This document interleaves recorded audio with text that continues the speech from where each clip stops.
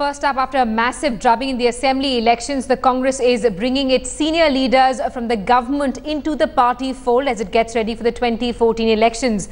First one to make the switch is Environment Minister Jayanthi Natarajan, who has put in her papers and will now be working on Congress's campaign. Sources say other ministers like Jairam Ramesh and Ghulam Nabi Azad are also expected to make the switch. Here's the report.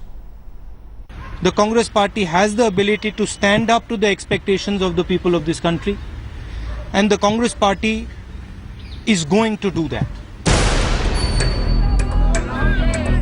Nearly 2 weeks after he made this promise, Rahul Gandhi has begun a major overhaul of the Congress party. He's pulling back some of the senior ministers and making them work for the party. The first to put in her papers is Environment Minister Jayanthi Natarajan.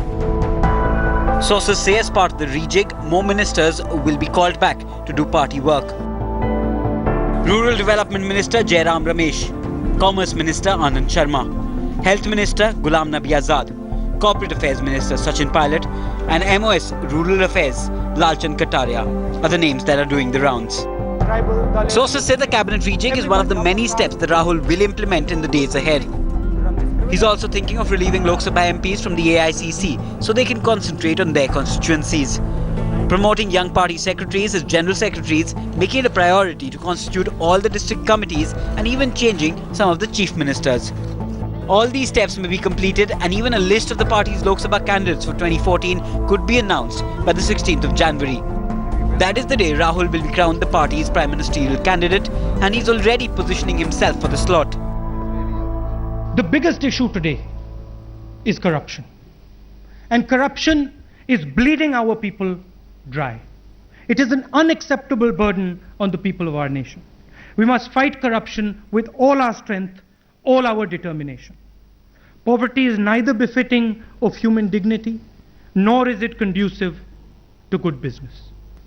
That poverty cannot be fought without growth. It's a bold new Rahul Gandhi after the recent drubbing in the polls. He wants to streamline the Congress and implement his ideas. But insiders say that Rahul Gandhi should wait for a while, at least till the 2014 elections, as this might affect the results in the polls. But the big question is, how far would Rahul Gandhi want to go? This is Ashish Maharishi reporting for Headlines Today. And Congress Vice President Rahul Gandhi today addressed industry leaders at the annual general meeting of FICCI, chalking out his party's roadmap for the 2014 elections. Rahul said that only bigger economic growth can fight poverty and unemployment. Rahul began his speech by accepting Congress's defeat in the recently held elections, but said that the party was willing to work on its shortcomings. He said that the Congress party had proved its commitment to fighting corruption by passing the Lokpal bill in the Lok Sabha. The Congress Vice President admitted that corruption was the biggest challenge for the country and that he was ready to address the problem head-on. We didn't really hit a 6 in the last elections.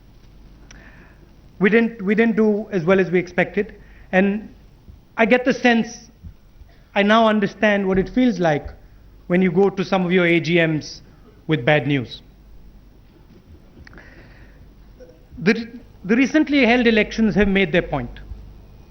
We need to have the foresight and humility to accept the messages being expressed to us without resorting to the usual excuses. The dark shadows of fascism had begun to spread over Europe.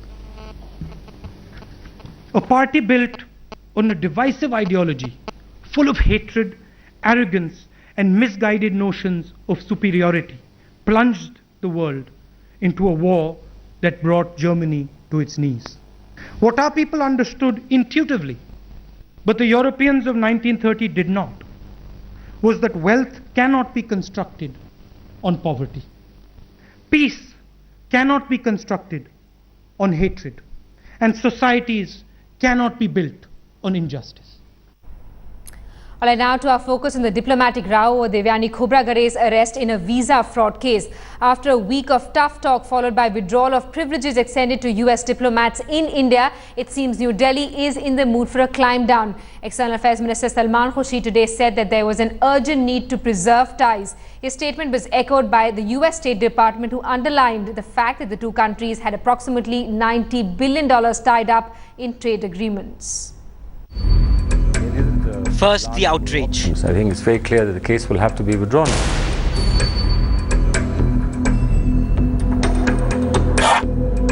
Now the climb down. मैं ये मानता हूं कि दोनों देशों में लोग ये नहीं चाहेंगे कि एक घटना घट जाने के कारण इतना पुराना रिश्ता जो है वो कहीं से अस्थिर हो जाए.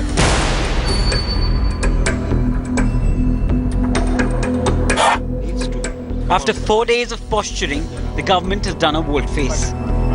The anger suddenly transforming into caution. There isn't a large number of options. I think it's very clear that the case will have to be withdrawn. They have in their system different methods by which this can be done. मैं ये मानता हूं कि दोनों देशों में लोग ये नहीं चाहेंगे कि एक घटना घट जाने के कारण इतना पुराना रिश्ता जो है वो कहीं से अस्थिर हो जाए. इसलिए हमारी जो वार्ता और हमारा संवाद जो चल रहा है उसको चलने दीजिए. सर, सदन में बात उठी है, देश के सम्मान से संबंधित है, देश गुस्से में है, आक्रोश में है, तो सरकार की तरफ से भी इसका जवाब दिया जाएगा. As mature democracies, issues get addressed, but issues are not allowed to cast an ominous shadow on what is truly a building partnership. And the reason for the U-turn is US's admission of the fact that Devyani now enjoys full but temporary immunity. So effectively, the charges remain while shielding her from arrest. Receiving diplomatic immunity does not nullify any previously existing criminal charges. Those remain on the books. So it just is related to, nor does obtaining diplomatic immunity protect the diplomat from prosecution indefinitely. It relates to the status to a diplomat's current status for the length of the time of that status. Headlines today is in New York to cover all sides of the story. In an exclusive interview, India's permanent envoy to the United Nations, Ashok Mukherjee, has confirmed that Devyani has now got full immunity. From the day the card is issued and she is on the rolls of the list of diplomats working in the United Nations, she enjoys the same immunities and privileges that all diplomats working in the United Nations do. Is immunity for Devyani the face saver for India? But the opposition believes that the government shouldn't buckle under US pressure.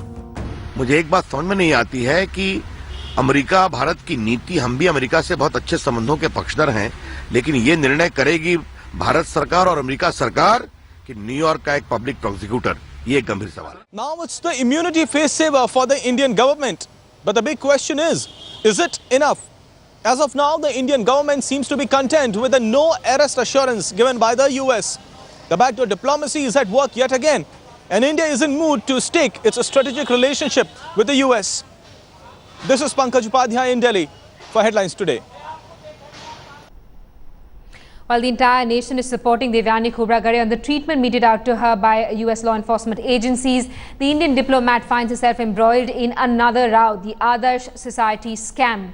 The diplomat has been named in the Adarsh Inquiry Commission report, saying she is one of the 25 people who were allotted flats illegally. The panel has pointed out several wrongdoings on the part of Devyani and her father in the application process for allotment of the Adarsh flat. The panel says Devyani was ineligible to apply for a flat as she already had one in Mira Cooperative Housing Society in Oshiwara. Devyani made a wrong declaration that she did not own any flat.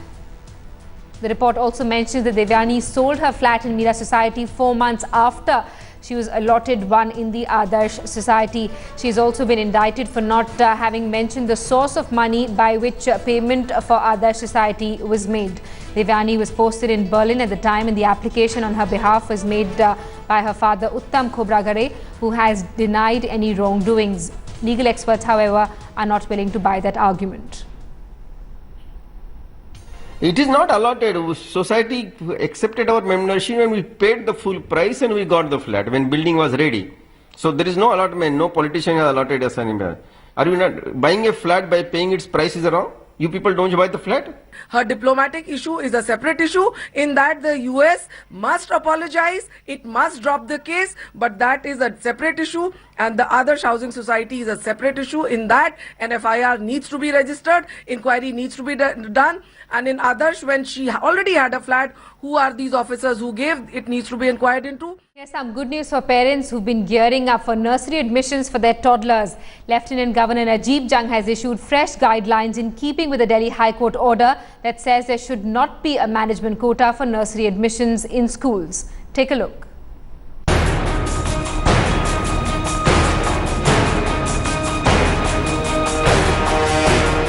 The countdown to nursery admissions has begun in Delhi, but the schools are up in arms over new guidelines. They are even threatening to stop admission processes altogether if their demand for reinstating the management quota is not met. बिल्कुल admission process रुक सकता है, ये तो सीधे सीधे इन स्कूलों को नेशनलाइजेशन की तरफ सरकार का एक कदम है। ऐसे थोड़ी होता है, इन स्कूलों को आप देते कुछ नहीं है, तरह तरह से इनके ऊपर शर्तें आप लाते जाने, कोर्ट तो जाएंगे ही जाएंगे, इसमें तो कोई दो राय है ही नहीं। मुझे लग रहा है एक a step to nationalize private education. In a world where everything is being privatized, there is a lot of interference in the way private schools should be run, especially in our city. The new norms, while abolishing the discretionary management quota of schools, has reserved 25% seats for economically weaker sections.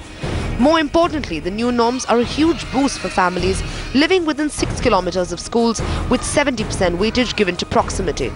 But the 6 kilometers catch have split Delhi right down the middle. People staying in western and northern Delhi are unhappy as there are just a few good schools in those areas. ये नियम तो गलत है। हमारा घर है, हमारा घर 8-9 किलोमीटर की दूरी पे है। अगर ये नियम लागू होगा तो हम अपने बच्चे का स्कूल में एडमिशन कैसे कराएंगे? जो ज्यादा दूर है उसको वहाँ पे हम बच्चे भेज नहीं सकते, और जो पास के स्कूल हैं उनमें एडमिशन की बहुत प्रॉब्लम आती है, एडमिशन होना बहुत मुश्किल हो जाते हैं। Even as the capital awaits clarity on the big admission shake-up, the anxiety of parents who see their children get admitted in the best schools seems to be growing every year. Bureau Report, headlines today.